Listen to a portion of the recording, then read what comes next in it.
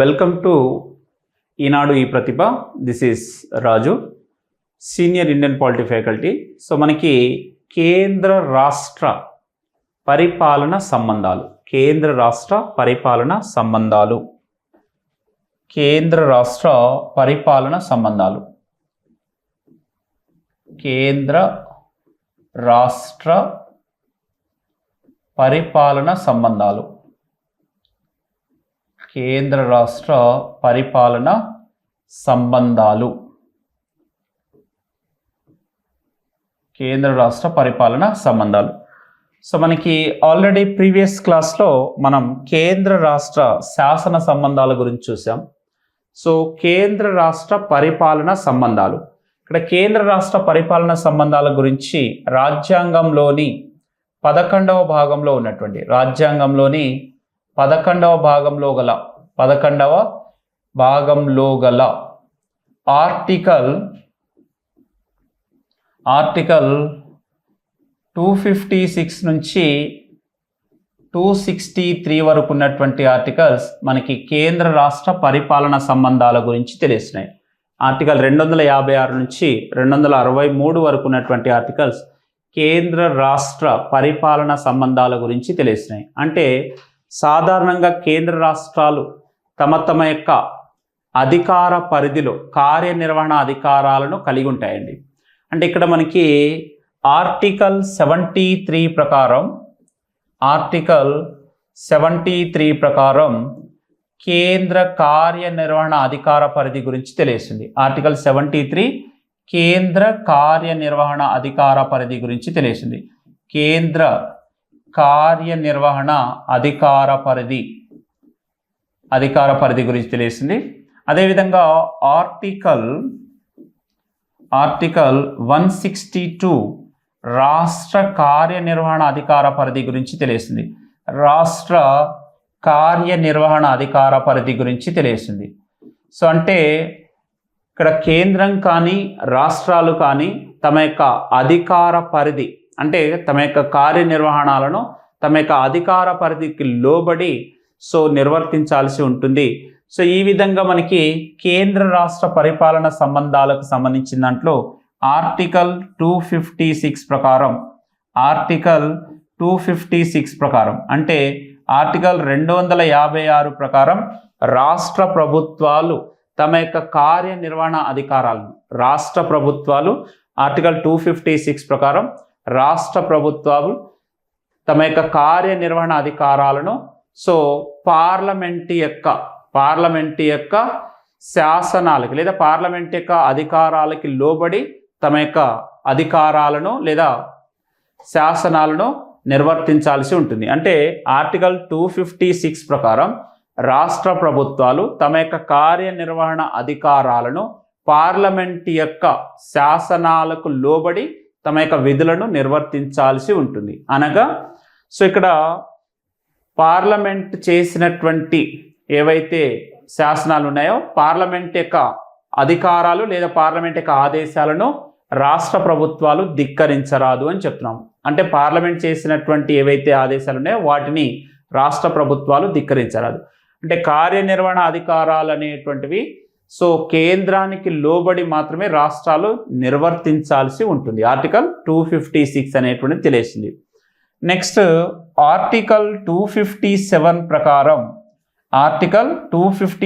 ప్రకారం రాష్ట్రాలలోని జాతీయ ఆస్తుల సంరక్షణ కొరకు కేంద్రం విధులను నిర్వర్తిస్తే రాష్ట్రాలు ఆటంకాలను కలిగించరాదు. ఆర్టికల్ 257 ప్రకారం రాష్ట్రాలలోని జాతీయ ఆస్తుల సంరక్షణ కొరకు కేంద్రం విధులను నిర్వర్తిస్తే రాష్ట్రాలు ఆటంకాన్ని కలిగించరాదు. అనగా రాష్ట్రాలలోని జాతీయ ఆస్తులను సంరక్షించవలసినటువంటి బాధ్యత రాష్ట్ర ప్రభుత్వాలకి ఉంటుంది.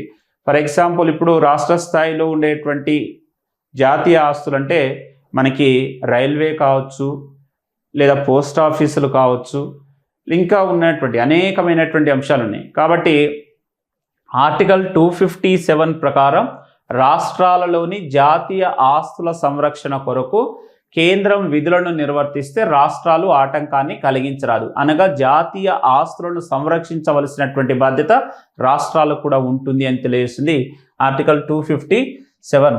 నెక్స్ట్ అదేవిధంగా మనకి ఆర్టికల్ 258 ప్రకారం కొన్ని ప్రత్యేక పరిస్థితులలో కేంద్రానికి గల అధికారాలను రాష్ట్రాలకు సంక్రమింపచేయడం. కొన్ని ప్రత్యేక పరిస్థితులలో కేంద్రానికి గల అధికారాలను రాష్ట్రాలకు సంక్రమింపచేయడం అంటే ఇక్కడ అర్థం ఏంటి అంటే రాష్ట్ర స్థాయిలో ఇక్కడ ఏదైతే జాతీయ ఆస్తులు ఉన్నాయో అంటే రాష్ట్ర పరిధిలో ఉన్నటువంటి జాతీయ ఆస్తులకు సంబంధించినటువంటి దాంట్లో ఏవైనా నిర్మాణ పనులు జరుగుతున్నాయి అనుకోండి. ఫర్ ఎగ్జాంపుల్ ఇప్పుడు రైల్వే ట్రాక్ని విస్తరిస్తున్నారు. ఇప్పుడు రైల్వే ట్రాక్లను విస్తరిస్తున్నప్పుడు కేంద్రం అనేటువంటిది వచ్చి ఆ రైల్వే ట్రాక్లకు సంబంధించిన నిర్మాణ పనులను పర్యవేక్షించేటటువంటి అంతగానం తీరిక లేనటువంటి సందర్భంలో కేంద్రం ఏం చేయొచ్చు, ఆ బాధ్యతల్ని రాష్ట్రాలకు అప్పజెప్పవచ్చు. అయితే రాష్ట్ర ప్రభుత్వం కేంద్రం చెప్పినటువంటి బాధ్యతల్ని నిర్వర్తించాల్సి ఉంటుంది. కేంద్రం ఏదైతే బాధ్యతల్ని రాష్ట్రాలకు అప్పగించిందో ఆ బాధ్యతలను రాష్ట్రాలు తప్పనిసరిగా పాటించాలి లేదా నిర్వర్తించాలి. అదేవిధంగా ఆ కేంద్ర స్థాయిలో అంటే జాతీయ స్థాయిలో ఏవైనా పనులు జరుగుతుంటే వాటిని రాష్ట్రాలు పర్యవేక్షించాలి. కానీ వాటికి అయ్యేటటువంటి నిధులను కేంద్రమే భరిస్తుంది. అంటే ఆర్టికల్ 258 ప్రకారం కొన్ని ప్రత్యేక పరిస్థితులలో ఏం చేస్తుందని చెప్తున్నాము, కేంద్రానికి గల అధికారాలను రాష్ట్రాలకు సంక్రమింప చేయడం. అంటే కేంద్ర పరిధిలో ఉన్నటువంటి అంశాలను రాష్ట్రాలకు బాధ్యతలు అప్పచెప్తుంది. రైల్వే ట్రాక్ల నిర్మాణం కావచ్చు, పోస్ట్ ఆఫీసులకు సంబంధించిన రక్షణ బాధ్యతలు కావచ్చు, అలాంటి వాటికి సంబంధించినటువంటి అని చెప్తున్నాం ఆర్టికల్ 258. నెక్స్ట్ అదేవిధంగా మనకి 259. ఆర్టికల్ 259 అనేటువంటిది ప్రస్తుతం అమల్లో లేదండి. ఇది ఆర్టికల్ 259 అనేటువంటి దాన్ని 1956లో 7వ రాజ్యాంగ సవరణ చట్టం ద్వారా తొలగించారు. 1956లో 7వ రాజ్యాంగ సవరణ చట్టం ద్వారా తొలగించారు. నెక్స్ట్ అదేవిధంగా మనకి ఆర్టికల్ 260 ప్రకారం అంతర్జాతీయ ఒప్పందం ప్రకారం ఆర్టికల్ 260 ప్రకారం అంతర్జాతీయ ఒప్పందాలను అనుసరించి భారతదేశ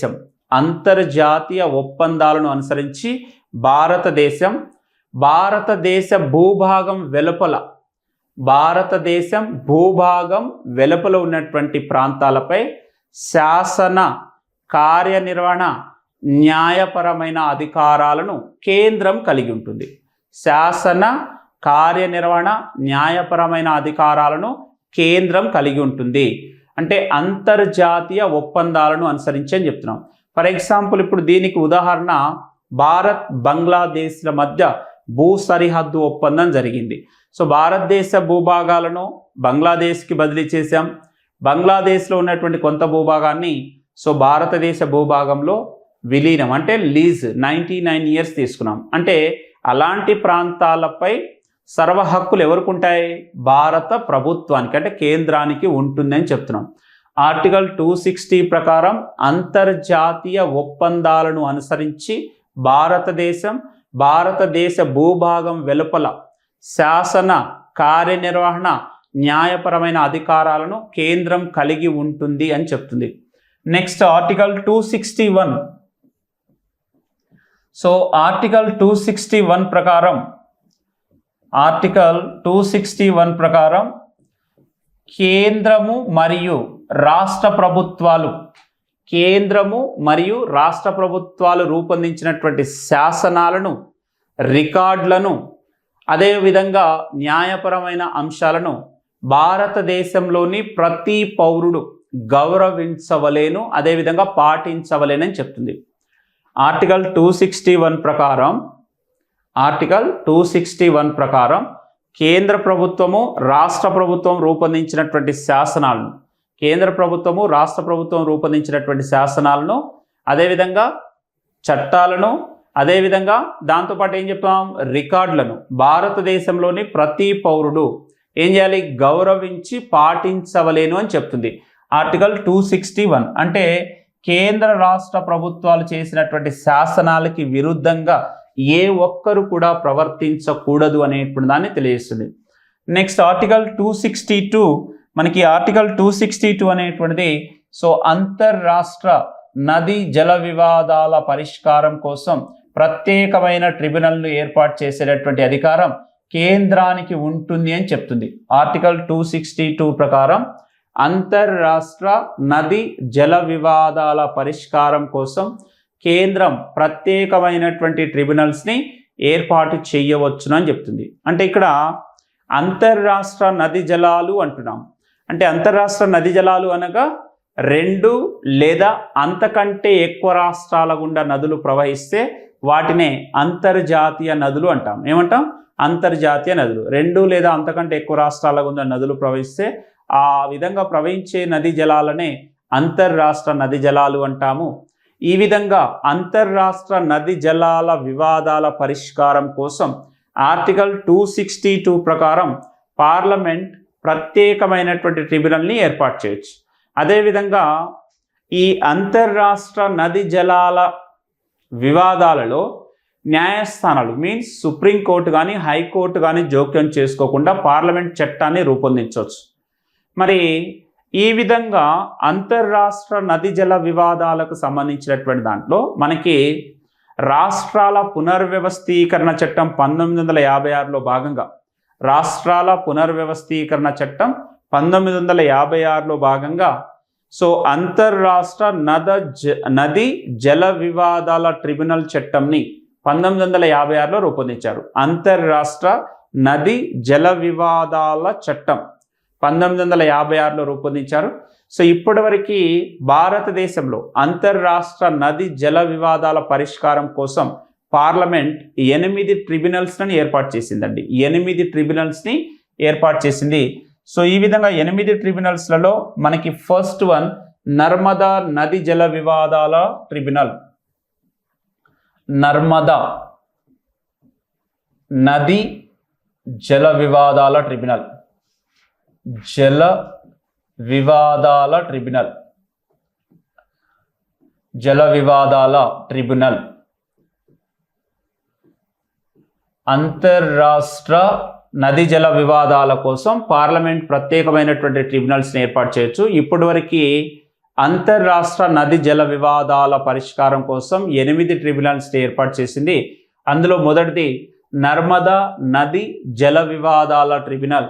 దీన్ని 1969లో మొట్టమొదటిసారిగా పార్లమెంట్ ఏర్పాటు చేసింది.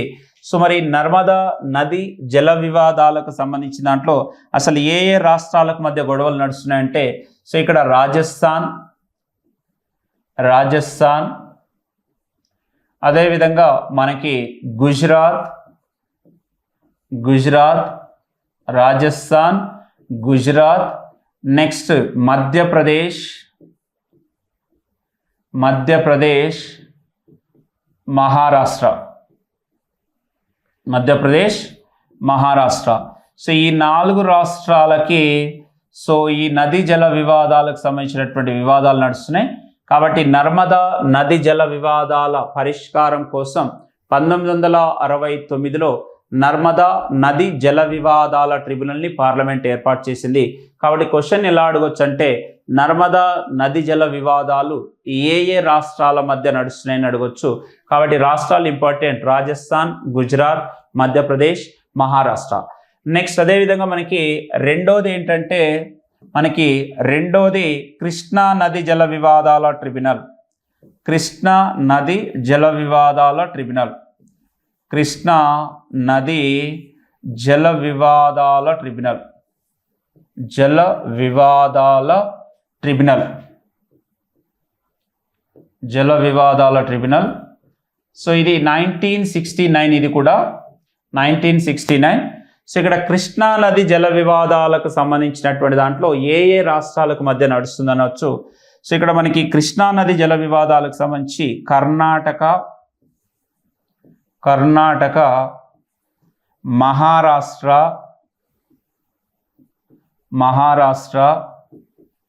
ఆంధ్రప్రదేశ్, తెలంగాణ.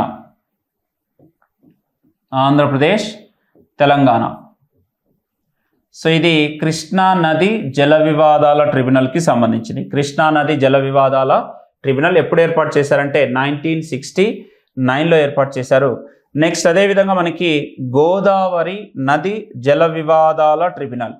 మూడోది గోదావరి నది జల వివాదాల ట్రిబ్యునల్.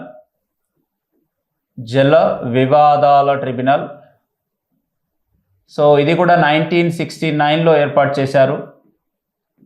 1969లో ఏర్పాటు చేశారు. సో ఇక్కడ గోదావరి నది జల వివాదాల ట్రిబ్యునల్కి సంబంధించినటువంటి దాంట్లో మనకి మహారాష్ట్ర అదేవిధంగా మధ్యప్రదేశ్,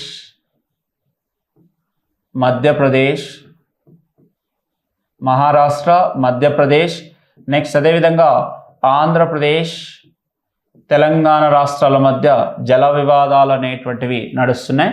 సో గోదావరి నది జల వివాదాల ట్రిబ్యునల్ని 1969లో ఏర్పాటు చేశారండి. నెక్స్ట్ రావి బియాస్. నాలుగోది రావి బియాస్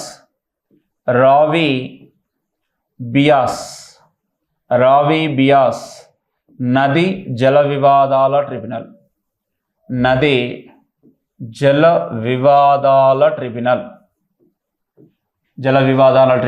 1986లో ఏర్పాటు చేశారండి. 1986 రావి బియాస్ నది జల వివాదాల ట్రిబ్యునల్. దీన్ని 1986లో ఏర్పాటు చేశారు. పంజాబ్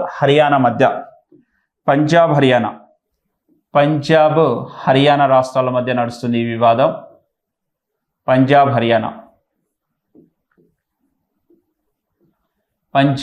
హర్యానా మధ్య నడుస్తుంది. నెక్స్ట్ ఐదోది మనకి కావేరీ నది జల వివాదాల ట్రిబ్యునల్. కావేరీ నది జల వివాదాల ట్రిబ్యునల్.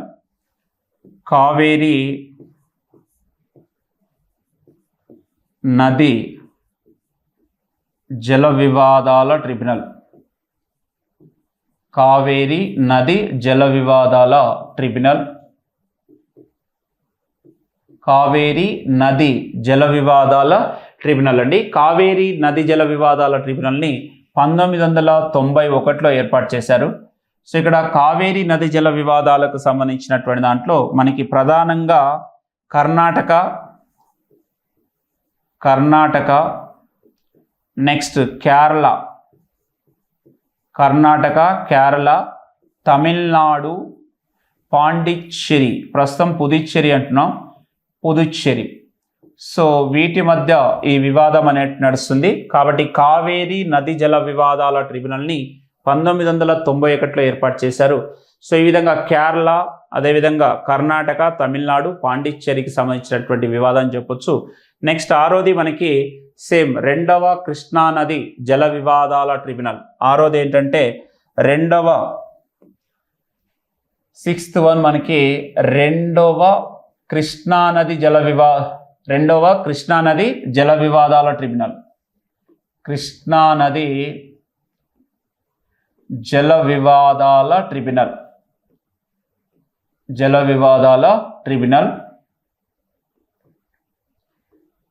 జల వివాదాల ట్రిబ్యునల్ దీన్ని 2004లో ఏర్పాటు చేశారండి. 2004లో ఏర్పాటు చేశారు. రెండోసారి 2004లో ఏర్పాటు చేశారు. సో మరి ఏ రాష్ట్రాలంటే సేమ్ ఇంతకుముందు మాట్లాడుకున్నట్టుగానే మనకి కర్ణాటక, అదేవిధంగా మహారాష్ట్ర, అదేవిధంగా ఆంధ్రప్రదేశ్, తెలంగాణల మధ్య సో ఈ వివాదం అనేటువంటిది నడుస్తుంది. నెక్స్ట్ మనకి 7th వన్ వచ్చేసరికి వంశధార. సో వంశధార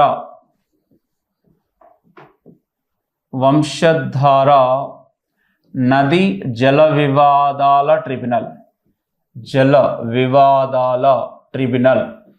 వంశధార నది జల వివాదాల ట్రిబ్యునల్ దీన్ని 2010లో ఏర్పాటు చేశారండి.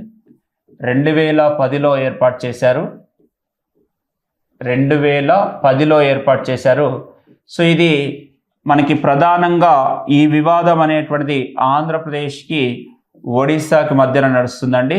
ఇదే మనకి వంశధార నది జల వివాదాల ట్రిబ్యునల్కి సంబంధించింది. నెక్స్ట్ మహాదామి.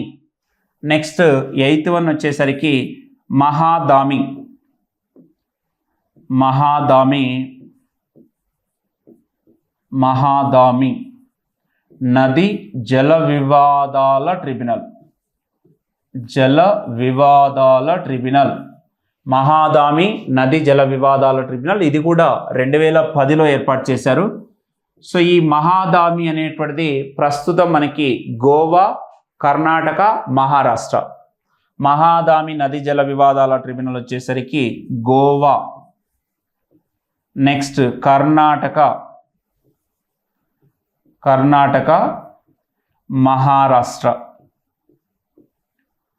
మహారాష్ట్ర అంటే సో ఇక్కడ మనకి ఇప్పటివరకు భారత పార్లమెంట్ 8 జలవనరుల ట్రిబ్యునల్స్ని ఏర్పాటు చేసింది. సో 8 జలవనరుల ట్రిబ్యునల్స్లో మొదటిది నర్మదా నది జల వివాదాలు అని చెప్పాం, రెండోది కృష్ణ, మూడోది గోదావరి, నెక్స్ట్ అదేవిధంగా 4 రావి బియాస్, 5వది కావేరి, 6వది 2వ కృష్ణానది జల వివాదాల ట్రిబ్యునల్స్, అదేవిధంగా మనకి 7వది వంశధార, 8 మహాదామి. సో ఇప్పటివరకు 8 నది జల వివాదాల ట్రిబ్యునల్స్ని పార్లమెంట్ ఏర్పాటు చేసింది. అంటే ఇక్కడ ఈ నది జల వివాదాల అంశంలో సో సుప్రీంకోర్టు కానీ హైకోర్టు కానీ జోక్యం చేసుకోకుండా పార్లమెంట్ చట్టాన్ని రూపొందించవచ్చు. వీటిని పరిష్కరించడం కోసం పార్లమెంట్ ప్రత్యేకమైనటువంటి ట్రిబ్యునల్స్ని ఏర్పాటు చేస్తుందని చెప్పాం. ఇప్పటివరకు భారతదేశంలో 8 ట్రిబ్యునల్స్ని ఏర్పాటు చేశారు. సో ఇవి కాబట్టి అడగడానికి అవకాశం ఏంటంటే సో ఏ నది జల వివాదాలకు సంబంధించి అంటే ఏ రాష్ట్రం వస్తుంది, దానికి సంబంధించినటువంటి వాటిని గుర్తించండి అంటారు. కాబట్టి ఆర్టికల్ 262 అనేటువంటిది అంతర్రాష్ట్ర నది జల వివాదాల పరిష్కారం కోసం పార్లమెంట్ ప్రత్యేకమైన ట్రిబ్యునల్స్ని ఏర్పాటు చేయొచ్చు. కాబట్టి నది జల వివాదాల చట్టం 1956ను రూపొందించి ఇప్పటివరకు 8 ట్రిబ్యునల్స్ని ఏర్పాటు చేశారు. ఇది ఆర్టికల్ 262కు సంబంధించింది. నెక్స్ట్ చివరిది దీంట్లో ఆర్టికల్ 263. ఆర్టికల్ 263. సో ఆర్టికల్ 263 అనేటువంటిది దేన్ని తెలియజేస్తుందంటే కేంద్ర రాష్ట్రాల మధ్య లేదా రాష్ట్రాల మధ్య వచ్చే వివాదాల పరిష్కారం కోసం, రాష్ట్రాల మధ్య వచ్చే వివాదాలను పరిష్కరించడం కోసం సో అంతర్రాష్ట్ర కౌన్సిల్ని ఏర్పాటు చేశారు. అంతర్రాష్ట్ర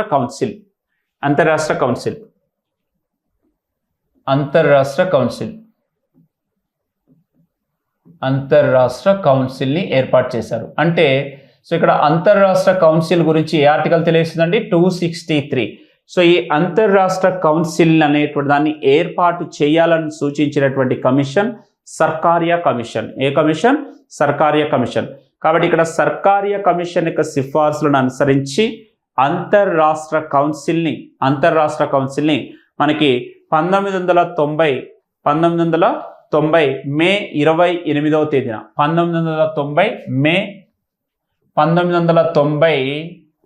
మే 28వ తేదీన 1990 మే 28వ తేదీన నాటి ప్రధానమంత్రి అయినటువంటి విపి సింగ్ అంతర్రాష్ట్ర కౌన్సిల్ని ఏర్పాటు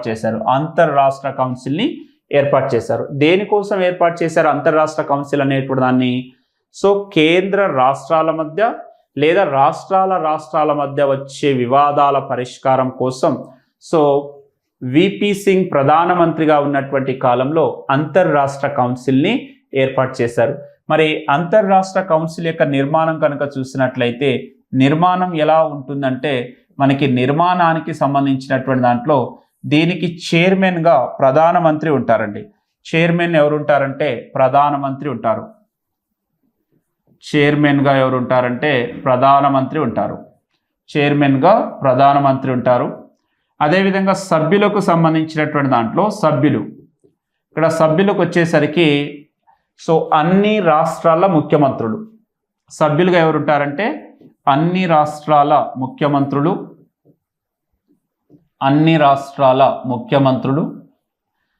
అదేవిధంగా శాసనసభను కలిగినటువంటి కేంద్రపాలిత ప్రాంతాలకు సంబంధించిన ముఖ్యమంత్రులు. శాసనసభను కలిగినటువంటి కేంద్రపాలిత ప్రాంతాల ముఖ్యమంత్రులు. నెక్స్ట్ అదేవిధంగా సో కేంద్రపాలిత ప్రాంతాల ప్రత్యేక పరిపాలకులైనటువంటి లెఫ్టినెంట్ గవర్నర్లు. కేంద్రపాలిత ప్రాంతాల ప్రత్యేక పరిపాలకులైనటువంటి lieutenant governors, lieutenant governors. So కేంద్రపాలిత ప్రాంతాలకు సంబంధించిన ప్రత్యేక పరిపాలకులైనటువంటి లెఫ్టినెంట్ గవర్నర్లు. నెక్స్ట్ అదేవిధంగా దీంతో పాటు ఒకవేళ ఏదేని ఒక రాష్ట్రంలో రాష్ట్రపతి పాలన విధించబడి ఉన్నట్లయితే సంబంధిత రాష్ట్ర గవర్నర్. ఏదేని ఒక రాష్ట్రంలో రాష్ట్రపతి పాలన విధించబడి ఉంటే సంబంధిత రాష్ట్ర గవర్నర్ ఇందులో సభ్యుడుగా ఉంటారు. సంబంధిత రాష్ట్ర గవర్నర్ అనేటువంటి వారు ఇందులో సభ్యులుగా ఉంటారు. నెక్స్ట్ అదేవిధంగా మనకి దీంతో పాటుగా మనకి కేంద్ర హోంశాఖ మంత్రితో పాటు 6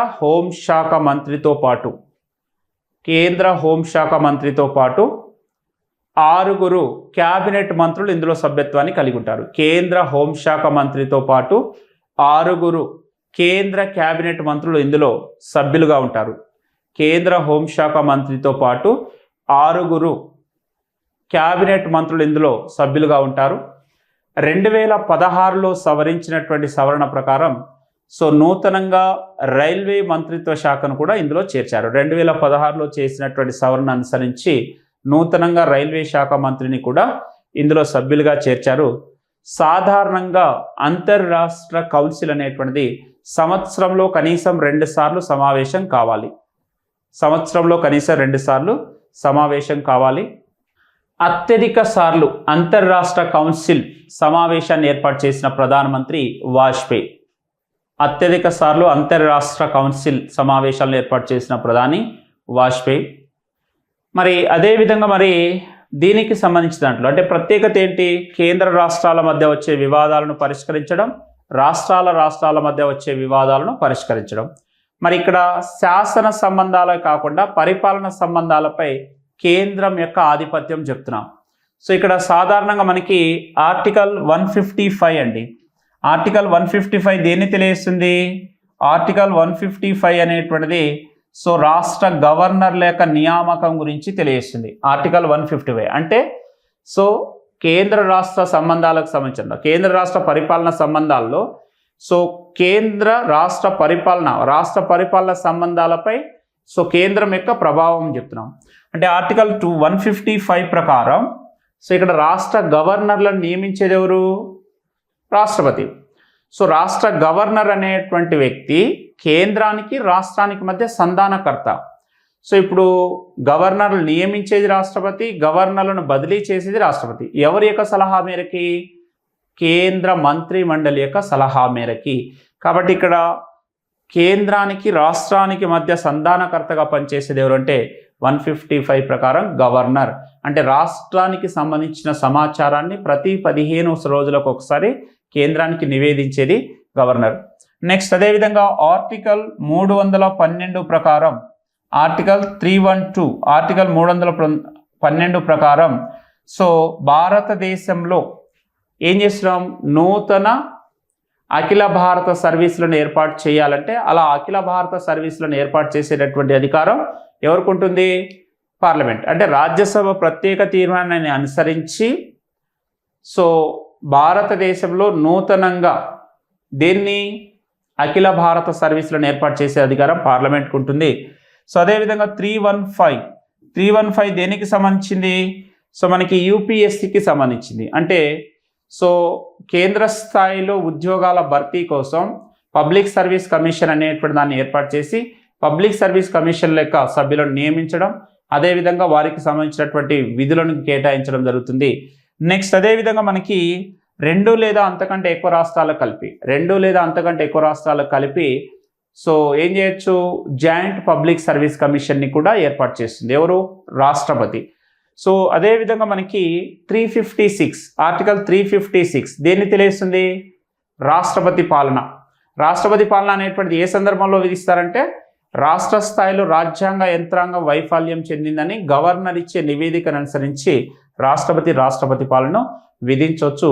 ఆర్టికల్ 365 ప్రకారం సో కేంద్రం జారీ చేసేటటువంటి ఆదేశాలను రాష్ట్రాలు ధిక్కరించినప్పుడు కూడా ఏం చేయొచ్చు? రాష్ట్రపతి పాలన విధించవచ్చు. అంటే పరిపాలన పరమైన అంశాల్లో కూడా కేంద్రం యొక్క ఆధిపత్యం కనిపిస్తుంది. అంటే సాధారణంగా సమైక్య విధానాన్ని అనుసరిస్తున్నప్పటికీ ఏకకేంద్ర స్వభావాన్ని కొన్ని పరిస్థితులలో అనుసరించేటటువంటి అంశాన్ని కలిగి ఉంటుంది. సో ఇది కేంద్ర రాష్ట్ర పరిపాలన సంబంధాలకు సంబంధించిన అంశాలు. రైట్ అండి.